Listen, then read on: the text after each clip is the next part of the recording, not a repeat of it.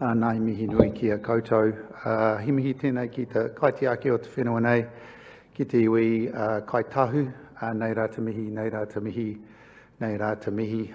Kua tai mai tātou i te tautoko te kaupapa mātua, mana tariti. Nōku te waimari e te haramai ki wanganui ki a koutou. So thank you very much. Just acknowledging Kai Tahu, who gave that wonderful mihi whakatau this morning, and greeting you all, many of you have come from far away. So just some disclosures. So I guess this is my warning slide.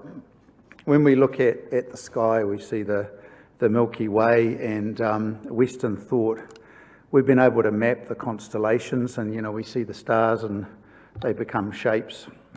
When Indigenous people look at the Milky Way, and this comes from Australia, they tend to see the darkness beyond. So our Aboriginal and Torres Strait Islander whānaus talk of dark emu, which is the shape and the darkness in the Milky Way. So we see the world slightly differently. Taiporohenui comes from Te Whiti, who those of you from New Zealand will know. He was a Māori leader in the late 1800s. And pioneered, promulgated a form of passive resistance. So the word, the translation's not word perfect, but it means stop doing wrong, stop the tide of wrongdoing. Te Whiti had a settlement, Parihaka in Taranaki, where I come from, which was invaded by the constabulary and the army on Guy Fawkes Day, probably not a coincidence, in 1881. My great-grandfather was amongst the children, almost certainly, that greeted the soldiers at the gate. There was no armed resistance. To show you how complicated things are, my wife's great-grandfather was a saddler for the army, so we're kind of inextricably linked and all in it together.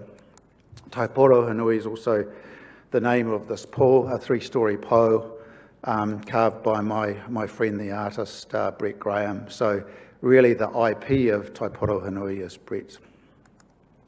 We all come from the same place originally, about 100,000 years ago. All of our ancestors walked out of the northern part of Africa and spread throughout the world. So over the land bridge into North America and Canada, I think around 20,000 years ago. The Aboriginal and Torres Strait Islander people were in Australia certainly by 50,000 years ago, but maybe as long ago as 85,000 years ago. That arrow, that blue arrow, is the settlement of the Pacific, which was quite deliberate, sailing twin-hulled canoes into the prevailing winds to the east, so you could turn around and head back west if things got sticky. And you can see that Hawaii and New Zealand were the last settled around sort of 1100 AD to 1300 AD. When Cook arrived about 500 years later, this is a painting by Sydney Parkinson, who was a draftsman on the Endeavour voyage, but actually a very accomplished artist.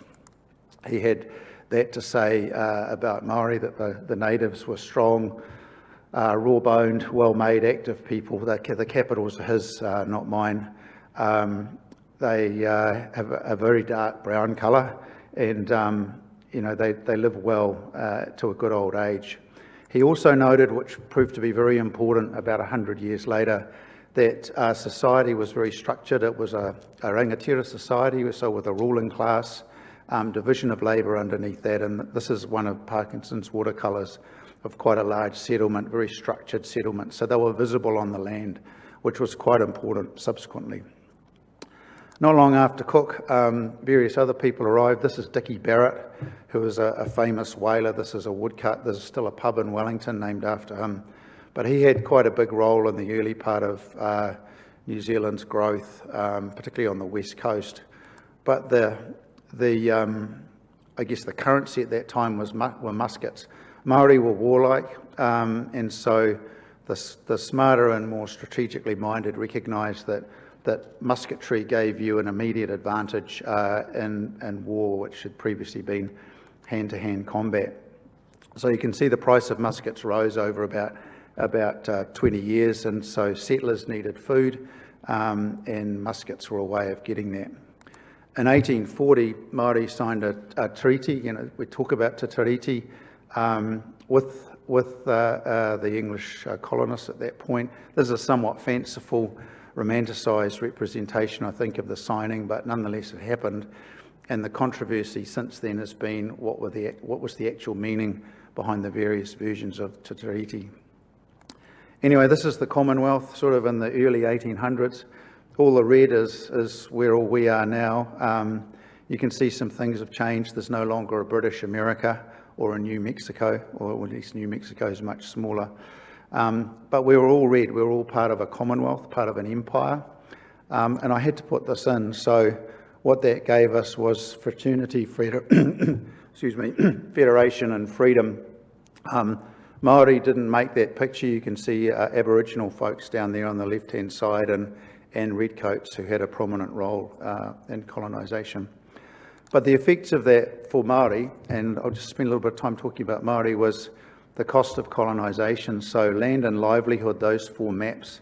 The upper right-hand side is 1840, and then heading across to 1860 down to 1910 and 1930. So the darker areas are Māori landholdings. My own iwi lost 1 million acres in that time, and most did. Most of the South Island was gone too. Perhaps more importantly, the loss of language. Te Reo Māori was outlawed. Everyone's got grandparents who were beaten at school for speaking it. And in fact, older Māori chose not to teach younger Māori because they figured that assimilation was the best way to go. That's the Māori language petition, which was delivered to Parliament in 1972. The cost of people, that blue dotted line at the bottom is the Māori population as a percentage of the total population, and you can see it wasn't till the turn of the millennia that it really started to rise, but now it is a growing and young population.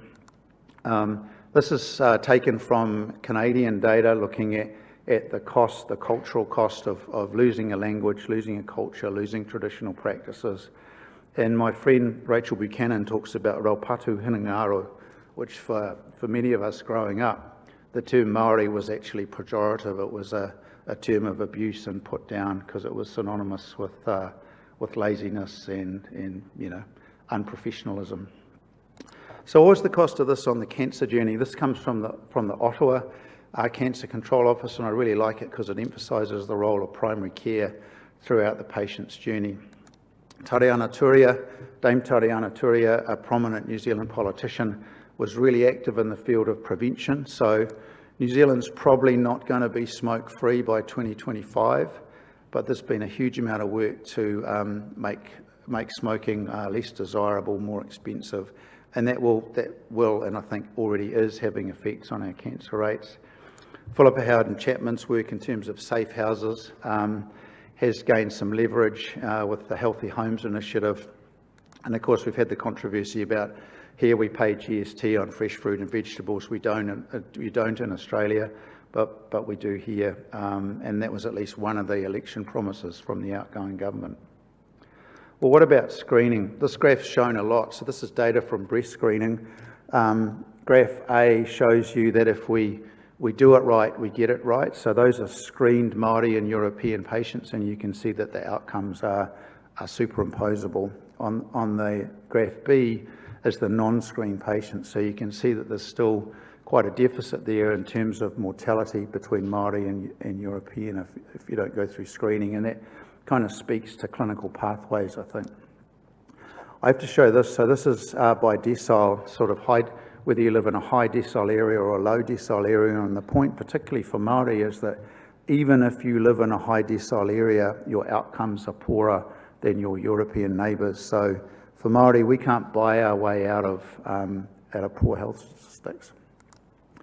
Bowel screening, this is the Māori population shown in orange, and you can see that it's very much weighted to younger ages. It's a sort of a pyramidal population rather than a normal distribution.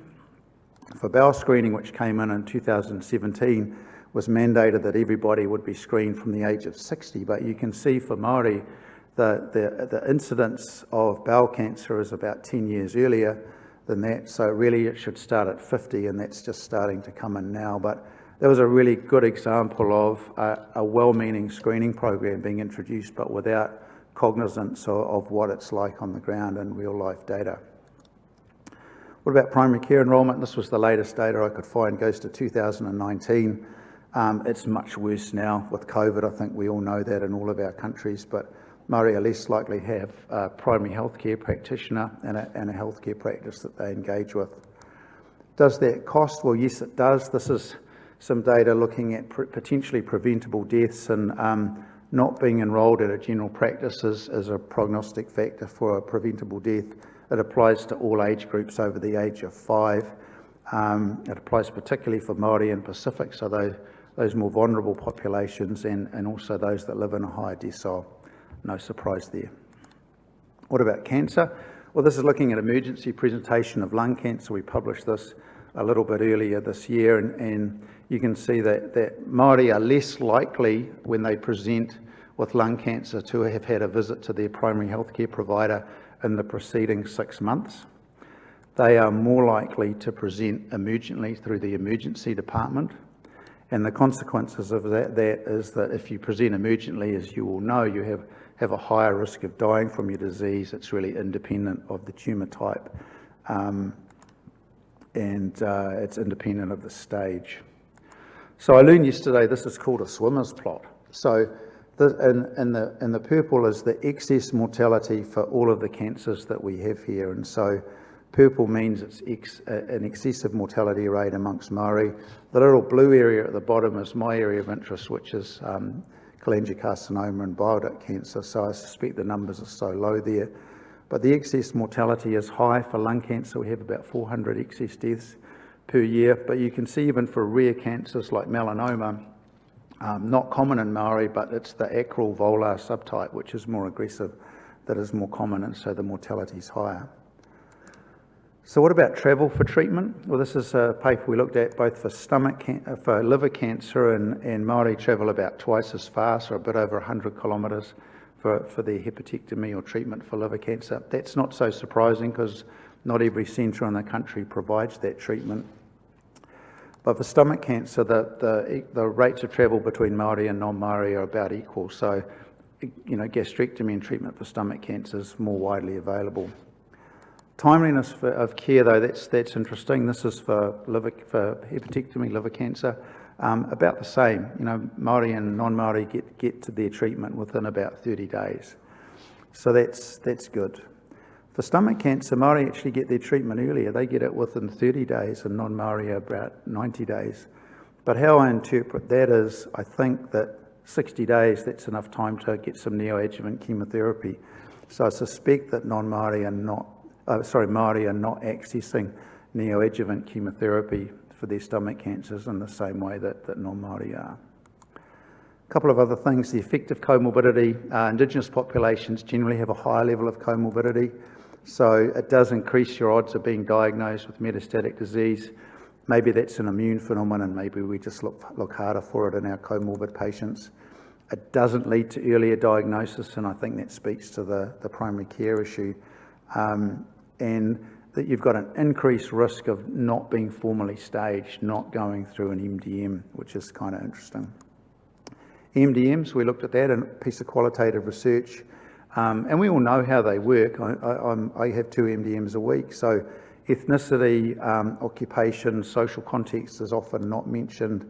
Often the descriptors are kind of memes, the 86-year-old tiny Chinese lady, we all do that. They're rarely attended by nursing and allied health staff, and most people in the MDM haven't met the patient. Often, but not always, the person presenting them has. There's no patient advocacy other than the presenting clinician, and we all use biomedical markers and biological markers of disease to determine treatment. And we generally do, certainly surgeons use comorbidity selectively to define treatment decisions. So this is old data, but I think it's useful. This looks at colorectal cancer, a cohort of colorectal cancer patients on their journey. So more likely to have surgery when they presented that didn't resect the primary tumour. So had a bypass, had a Hartmann's. More likely to have less nodes removed, less likely to have what we'd call a proper lymphadenectomy. More likely to die after elective surgery but not emergency surgery, and that kind of holds right throughout all surgical procedures in New Zealand, which is an interesting commentary.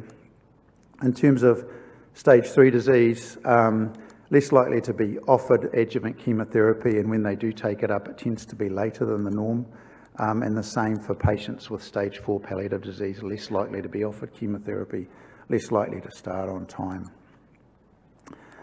So this is some data. We're really here to talk about research. So we looked at our patient population with a couple of surveys.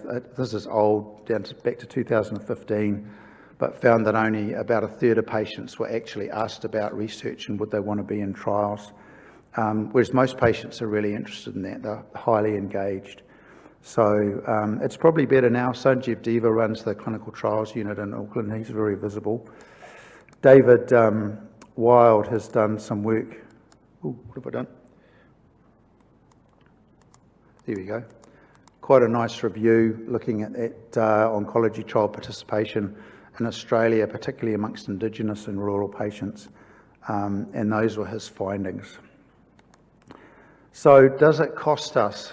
Well, my boss, Taiporohenui Reid, published this paper last year looking at the financial cost of the issues with Māori health and Māori health provision in the country. And you can see there's about 8,000 excess deaths amongst Māori every year because of health-related issues. There's about 124,000 probably preventable admissions, and the overall cost is nearly $1 billion. 40 million, which I'm told is enough to build a small hospital just in direct costs related to care, and then a huge cost in the loss of years worked.